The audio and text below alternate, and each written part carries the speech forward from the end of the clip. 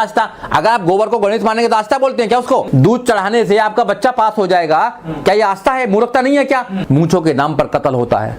जब भी कोई बच्चा अगर मटका छूता है तो उसको मार दिया जाता है। ये मनुस्मृति की सोच है, ये ब्राह्मणवादी सोच है। एक आदमी अगर मंदिर में घुस जाता है तो भगवान अपवित्र हो जाता है, जीने की कला है क्या? एक आदमी अगर हाथ लगा देता है तो अपवित्र हो जाता है, जीने की कला है क्या? एक बच्चा अगर मटका छू देता है तो मटके का पानी अपवित्र हो जाता है, जीने की कला है क्या?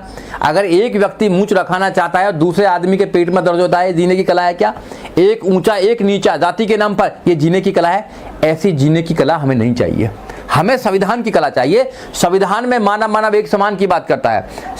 जो संविधान की प्रियम्बल आप देखेंगे उसमें जस्टिस की बात करता है, उसमें न्याय की बात करता है। ये चर्च किसी की दुश्मन है, सेंटर हमारा दुश्मन है, उनके लिए आज परमेश्वर ने जवाब भेजा है, कोई हमारा दुश्मन नहीं। तो मैं आपको बोलूंगा कि आप और मैं, ये मासूमों को देखिए आप, ना तो इनको कोई मज़हब पता है ना धर्म।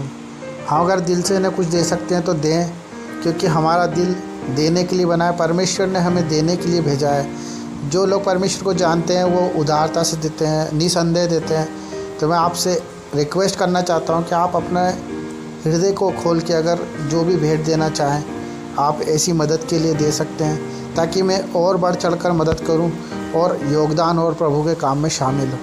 आमीन।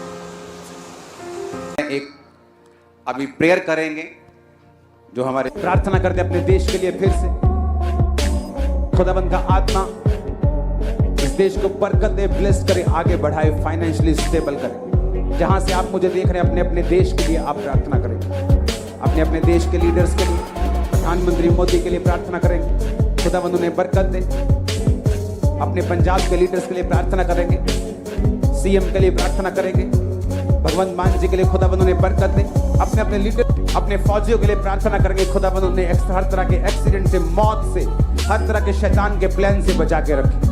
उनकी आंखें दूसरों से ज्यादा खुली हों, वो अटैक को देख सके और खत्म कर सके पहले ही।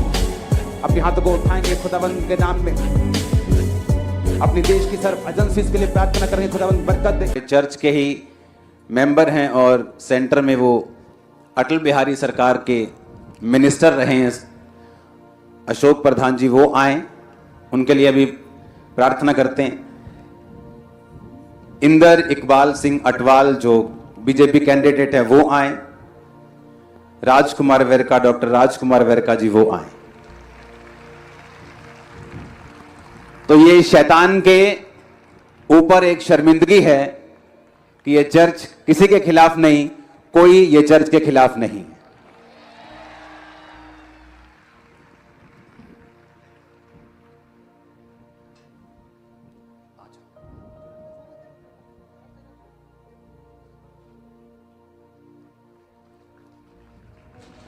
और ये चर्च के वेल विशर्स हैं।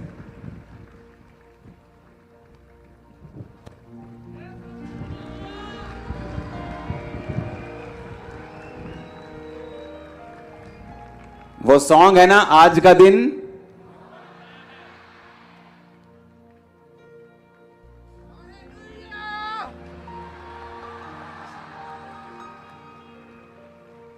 मैंने इनको बताया कि प्रभु आपके साथ है, चर्च आपके साथ है।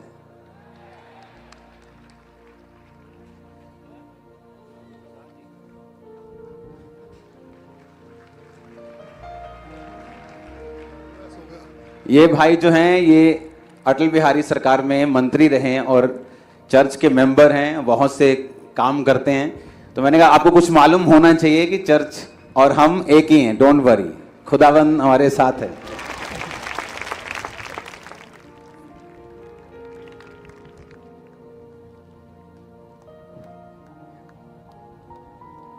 देखिए, आप मुझसे ज़्यादा जानते हैं परमेश्वर की शिक्षा को।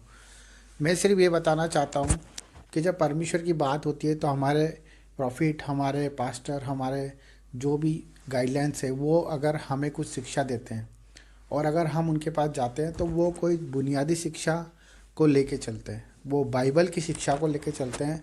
और अगर आप देखेंगे कि एक छोटे बच्चे से लेकर अगर आप बड़े पास्टर तक जाएंगे और प्रॉफिट तक जाएंगे तो उनके मुंह से एक ही शब्द निकलेगा जो प्रभु यीशु ने हमें वचन से सिखाया है। आज इनके गीता में, इनके हर एक शास्त्रों में जो चीज़ सिखाई गई है उसका उल्लंघन करके ये नया चैप्टर कौन सा सुनाते हैं, नई चैप्टर कौन सी बात को रखते हैं। ये इसलिए रखते हैं क्योंकि परमेश्वर को ये जानते हैं, यीशु मसीह को ये जानते हैं और उन्होंने चमत्कार देखे हैं। आप कितना भी कैसी भी तरीके से भोले भाले लोगों को भड़का सकते हो। आप इंग्लिश बोलते हो, आप अंग्रेज़ी की भाषा सीखते हो। क्यों सीखते हो? क्योंकि आप उन लोगों को भी अपने पास जाना चाहते हो जो अंग्रेज़ी बोलते हैं। आप उन लोगों के पास भी जाते हो जो लोग आज इन शिक्षाओं को नहीं जानते। आप घर घर पंपलेट बंटवाते हो, प्रचार करते हो, आप बड़े बड़े पंडाल लगाते हो। हमें कोई उससे आपत्ति नहीं है। आप अच्छी शिक्षा दें, परमेश्वर आपको और आशीष देगा और शांति देगा। मैं बता रहा हूँ, आपके पास जो लोग हैं उन्हें स्वर्ग तक जाने के लिए आपकी ज़रूरत नहीं पड़ेगी। उनके कर्मों के हिसाब से, उनके ज़िंदगी के हिसाब से जो वो अच्छाइयाँ बोएंगे उनके हिसाब से ईश्वर न्याय करता है। ये आप सबको पता है। अगर हम इतने बुद्धिमानी होते, इतने समझ से परे होते तो ये दुनिया आज हमारे बस में कर लेते। ये बाबा क्यों अपने वर्डों से, अपने प्रचारों से ये सब फेवरिज्म करना चाहते हैं? सिर्फ इनका डर जो इनको जीने नहीं देता, जो इन्हें अंदर ही अंदर खोता है कि आज अगर इनको सच्ची शिक्षा मिल गई, इनकी आँख की पट्टी अगर खुल गई तो ये सच्चाई को जान लेंगे और वो सच्चाई को जान के हमें छोड़ के चले जाएंगे। आप जानते हो पहले भी परिणाम बहुत से आए हुए हैं। बहुत से बाबा संत जेल में बैठे हैं। बहुत से लोग आज उन्हें गालियाँ भी देते हैं और उनकी तरफ कोसते भी हैं। मनुष्य किसी पे डिपेंड नहीं है। मनुष्य अपनी ज़रूरतों के हिसाब से दौड़ता है। जहाँ उसकी ज़रूरत पूरी होती है वो वहाँ चले जाता है। उसी प्रकार से अगर उससे सच्ची शिक्षा मिलेगी, अगर सच्चा ईश्वर मिलेगा तो वो क्यों छोड़ के जाएगा? हमारे प्रॉफिट, हमारे पास्टर कभी ये नहीं कहते किसी को कि आप धर्म बदलिए, आप अपने जीवन को हमें समर्पित किए। आज होता क्या है कि मेरे द्वारा मैं चंगाई पाता हूँ तो मैं किसी को बताता हूँ और उनको मैं प्रार्थना सभा में ले जाता हूँ। वो चंगाई पाता है तो वो किसी को ले आता है। इस तरह से एक प्रेम बन जाता है और परमेश्वर की बड़ाई होती है। ये हमारा जीवन है। हम अपनी मर्ज़ी से कुछ भी नहीं कर सकते। परमेश्वर की इच्छा के बिना हम एक शब्द नहीं बोल सकते। अगर हम झूठे हैं, मक्कार हैं या हमारे अंदर कमियां हैं तो ये हमें कोई और नहीं, ये स्वयं हम खुद बताते हैं। हमारे अंदर हम जानते हैं कि हम कितने बड़े पापी हैं, ये कितने बड़े पुण्य आत्मा हैं। हम अच्छे काम करेंगे तो उसका फल यहीं मिलेगा हमें। अगर हमने एक अच्छी फसल लगाई है तो उसका रिज़ल्ट अच्छा ही होगा। अगर हमने उसकी देख रेख करी है, हमने उसकी कटनी करी है, उसको समय पर पानी दिया है तो वो हमें एक अच्छा पौधा बनकर, अच्छा झाड़ बनकर फल ही देगा। ये एक व्याख्या है सच्चाई की। परंतु अगर हम बुरे काम करेंगे तो हमें उसका परिणाम भुगतना ही है। वो इसी दुनिया में, इसी जगह पर, यहीं पर। ये हमारा शरीर है।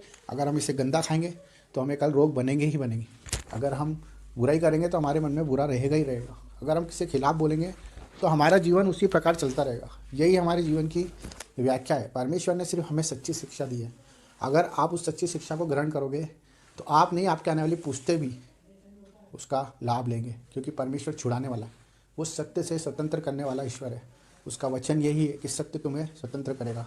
तो किसी के कहने में आके, किसी की बात में आके अपने जीवन को व्यर्थ ना करें।